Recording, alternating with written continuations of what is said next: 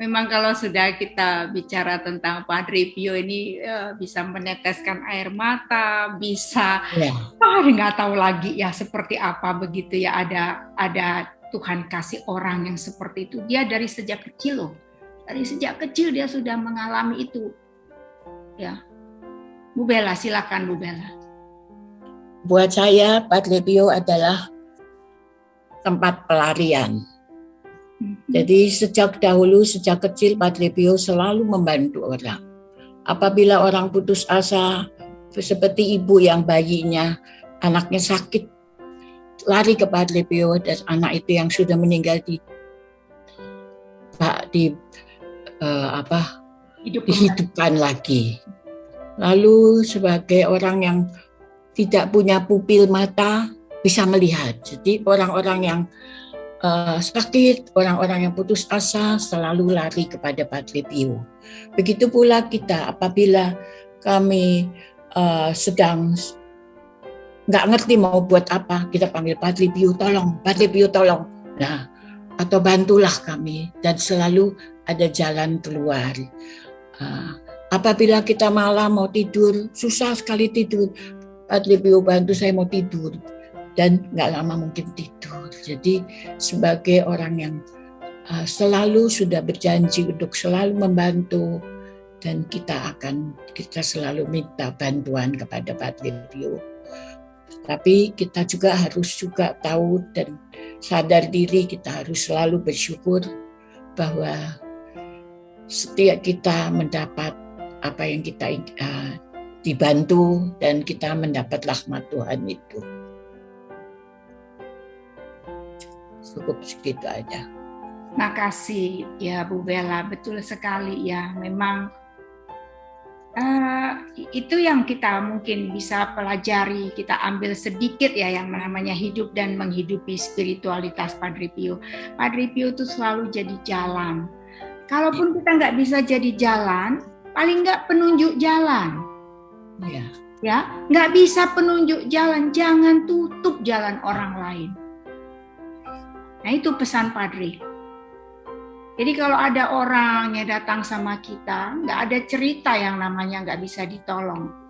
Tolong itu nggak mesti harus tuntas, paling nggak memberi jalan, ya kan? Memberi nasihat ya. Jadi apa yang bisa kita lakukan begitu, itu harus nampak dalam kehidupan keseharian kita.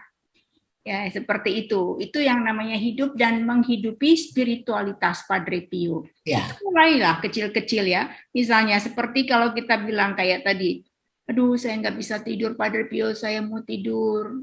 Doakan bantu aku ya. Tidur. Tidur. Ya kan? Ya katakan seperti itu. Ya. Saya juga melakukan hal yang serupa. Kalau saya semua hampir ya.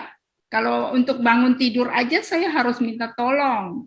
Karena saya nggak bisa bangun kalau nggak sampai saat ini itu saya harus ya minta pertolongan. Mau meletakkan kepala tidur pun saya harus minta tolong.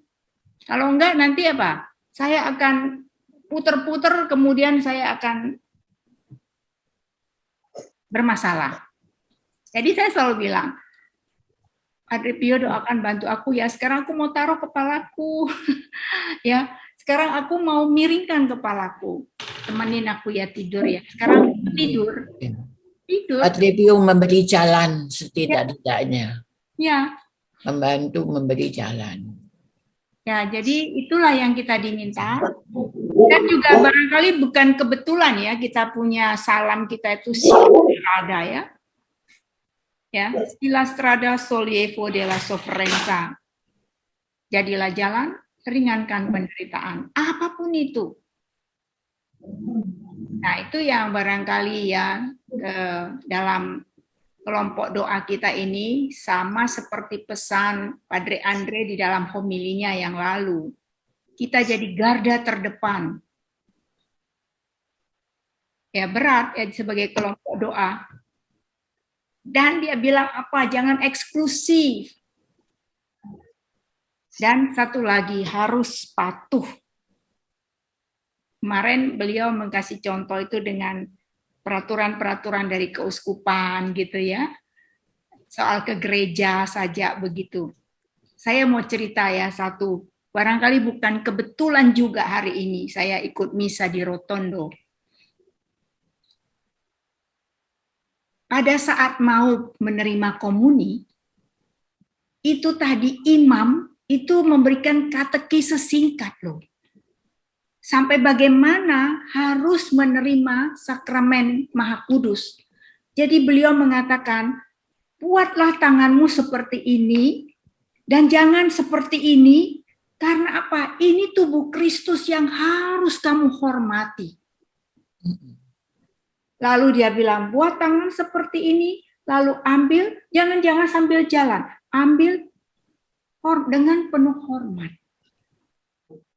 Saya agak ini juga ya, agak surprise ya, diingatkan kembali. Mungkin banyak orang menganggap, ya sambil ini terus sambil jalan begitu. Tadi diingatkan seperti itu. Harus penuh hormat, sampai letak tangan seperti apa dicontohkan. Saya begini, wah bukan kebetulan ya. Jadi itu cara-cara bagaimana menghormati Tuhan Yesus yang hadir dalam sakramen Maha Kudus. Luar biasa ya, luar biasa. Mungkin teman-teman sesekali coba ikut ya, meskipun nggak ngerti ya. bisa ini ya, kalau bacaannya kan semua sama. Ya mungkin khotbahnya yang kita nggak bisa paham, tetapi mungkin kita tahu ada beberapa bahasa yang ya kita tahu itu mirip seperti bahasa Inggris. Atau kalau enggak ya langsung saja ambil translatornya, langsung masukkan ke dalam bahasa Inggris. Lalu kita bisa mendengarkan apa pesannya begitu ya. Itu luar biasa, luar biasa. Jadi saya juga tradisi ya yang ditinggalkan beliau ya. Coba lihat semua itu para imamnya ya. Hormatkan ya. Hormat gitu ya semua gitu ya. Enggak ada itu yang namanya itu ya. Meskipun tadi itu kan ada uskup di situ ya. Dalam film itu begitu. Tetapi beliau diposisikan yang seperti itu, dan karena memang sakit sekali ya, saya tidak melihat beliau hidup, tetapi saya melihat Fra Elia yang sama ketika itu stigmata mulai berdarah-darah, itu dia kesakitan, sakit sekali. Kita senggol pun dia kesakitan, gitu ya. Jalan pun jungkat-jungkat gitu ya. Tapi tadi lihat itu ya, dia tetap ya, wah tangannya diambilin terus sama orang ya, karena mau dicium ya seperti itu. Karena dianggap sesuatu apa ya. Dan semua orang yang datang kepada Padre Pio itu metanoia. Luar biasa ya. Kita coba pergi ke kamar pengakuan dosa. Untuk pergi saja udah susah. Itu mereka tadi lihat ya, dapat kupon kan untuk antri ya, masuk seperti itu, lalu masuk ke kamar pengakuan itu begitu berjubel-jubel. Itu datang dari berbagai daerah mengaku dosa. Pulang mereka berubah. Itu yang luar biasanya. Pulang dari pengakuan dosa itu mereka semua hidup baru. Di dalam salah satu ya following Padre Pio itu kan disebut begini, dia bilang hidup baru. Bagaimana saya hidup baru? Apakah saya masuk kembali ke dalam kandungan ibu saya? Ya, dijawab tidak, dengan pembaptisan. Seperti itu gitu. Lalu kemudian bagaimana saya bisa hidup, yang sudah saya sampaikan kemarin ya, ada 4 hal. Yang bagaimana berdoa, menyerahkan hidup, lalu jangan khawatir, lalu fokus kepada surga begitu. Jadi luar biasa sekali. Semoga teman-teman lewat film pendek tadi, kehidupan Padre Pio, paling enggak membuat kita juga ya, mengikutilah sedikit-sedikit ya cara hidup Padre Pio, supaya seperti homilinya Padre Andre, kita tidak sekedar berdoa saja menjadi eksklusif seperti itu, begitu enggak. Tetapi betul hidup dan menghidupi spiritualitas itu. Ya, seperti uskup yang sebelum Padre Pio meninggal itu, uskup itu kan hanya mau mencela, mengata-ngatain, dan sebagainya. Tapi Padre Pio tetap diam dan memberi jalan. Akhirnya uskup itu sadar. Ya, dan mengaku dosa kepadanya ya. Ya. Dia selalu memberi jalan. Ya. Jadi untuk saya dia seorang yang dimana kita sedang kepepet pelarian untuk ada tempat ya untuk mengadu ya, untuk mendapatkan satu solusi. Iya. Baiklah teman-teman, semoga ya film ini membuka cakrawala pandang kita. Mengapa setiap malam kita berkumpul berdoa? Apa yang harus kita ubah dalam sikap keseharian kita? Padre Pio itu orangnya nggak banyak ngomong. Dia diam. Dan Padre Pio jika ada yang tidak berkenan, Padre Pio orangnya keras. Bahkan bisa diusir kita. Kalau kita lihat cerita-ceritanya semua ya, kisah-kisah dari Padre Pio. Tetapi dia mengusir kita itu bukan untuk karena dia tidak suka. Dia ingin kita betul-betul bertobat ketika datang kepadanya. Seringkali kita ya sebagai contoh, kita masuk kamar pengakuan dosa. Kita mau mengaku dosa. Ketika kita mengaku dosa, kita masih bikin alasan juga ya. Alasan-alasan kenapa saya begini, kenapa saya begini, begitu. Padre Pio tidak mau yang seperti itu. Tidak ada yang disimpan. Sama seperti ketika Yesus dan perempuan Samaria. Yesus bilang, itu bukan suamimu, begitu. Padre Pio bisa membaca seperti itu. Ketika dia mau mengaku dosa, dia bilang, kamu harus berhenti melakukan itu. Dia bilang, dia tidak mau keluar. Diusir. Ya, jadi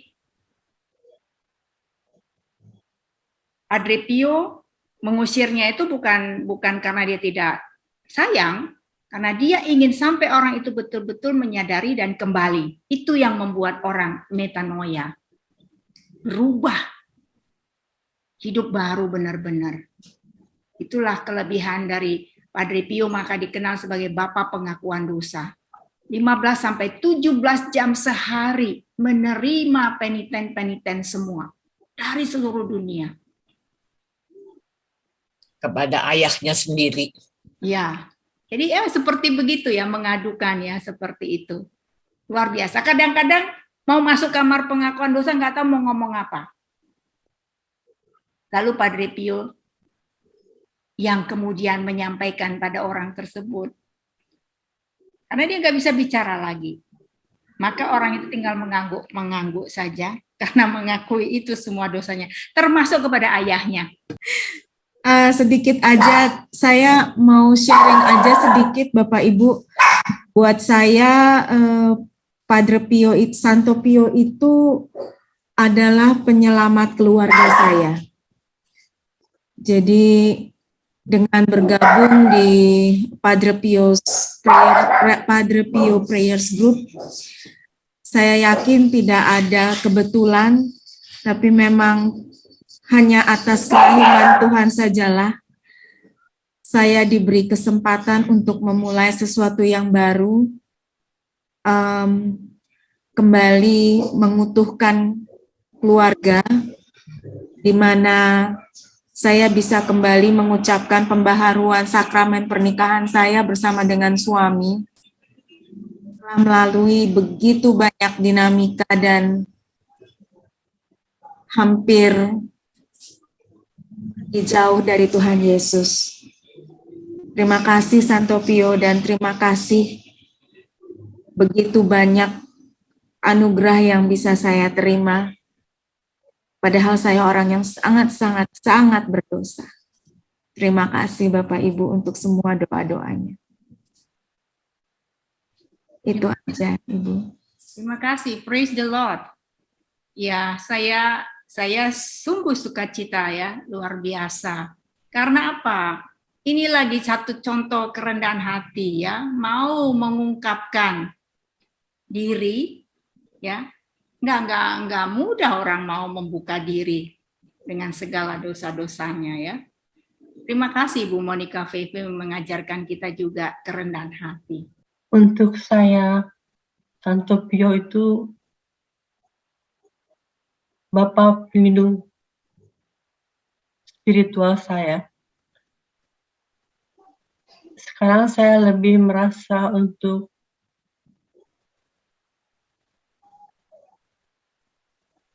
lebih ingin banyak berdoa dibandingkan dengan sebelum masuk ke dalam Padre Pio Prayers Group. Tetapi sekarang ini saya rasa saya lebih terdorong untuk bersolievo kalau bisa. Semoga apa yang saya lakukan berkenan di mata Tuhan. Dan saya berharap juga supaya keluarga saya semakin baik nantinya. Minta mohon bimbingan dari Ibu Evo, dari semua senior-senior yang ada di Padre Pio Prayer Group. Juga dari Bapak pembimbing rohani kita, Padre Andre Dili Marta, dan sekarang ditambah lagi dengan Ama Fidelis. Semoga saya bisa menjadi lebih baik dan lebih baik lagi. Terima kasih Bu Evo. Praise the Lord. Praise the Lord. Kemuliaan hanya bagi Tuhan ya. Terima kasih. Ya. Semoga kita semua bertumbuh dan berbuah. Ya. Itu harapan kita semua. Jadi punya cara ya, luar biasa. Semoga ya teman-teman membantu kita semua belajar dari spiritualitas Padre Pio, sehingga tidak sia-sia kita setiap malam berdoa, berkumpul, dan kita belajar juga untuk meneladaninya, membawa semua di dalam hati kita, menyimpannya, lalu menyerahkan ke kaki Yesus. Tidak untuk diperbincangkan di luar, tetapi membawa semua pergumulan kita ke kaki Yesus. Makanya Padre Pio menyampaikan, Padre Pio paling tidak suka ada orang bergosip. Mungkin kalau lihat videonya ya, itu dia mau memberkati rumah, sampai di ruang dapur, ya balik kanan, nggak jadi berkati rumah orang itu. Loh, yang mengantar tanya, kenapa tidak jadi? Dia bilang, isi orang penghuni ini suka bergosip. Nggak jadi diberkati. Ya, itu pelajaran yang luar biasa ya dari Padre Pio. Karena dia bilang orang yang suka bergosip berarti dia mencabut orang itu dari hatinya. Ketika dia mencabut orang itu dari hatinya, maka Yesus pun hilang dari hatinya. Jadi kalau Yesus sudah nggak ada dalam hati kita, untuk apa? Padre Pio meninggalkan. Nah, itulah teman-teman, semoga bermanfaat buat kita pada malam hari ini, menjadi permenungan kita, dan kita punya contoh Padre Pio mengambil, merasakan penderitaan Yesus di kayu salib dengan stigmatanya. Terima kasih teman-teman. Demikianlah kisah singkat Kissing the Puppy, Defusan Padre Pio 108, siapa Padre Pio bagi mereka. Semoga kisah-kisah ini menginspirasi kita semua. Salam Padre Pio, sila strada, solievo della sofferenza. Jadilah jalan, ringankan penderitaan.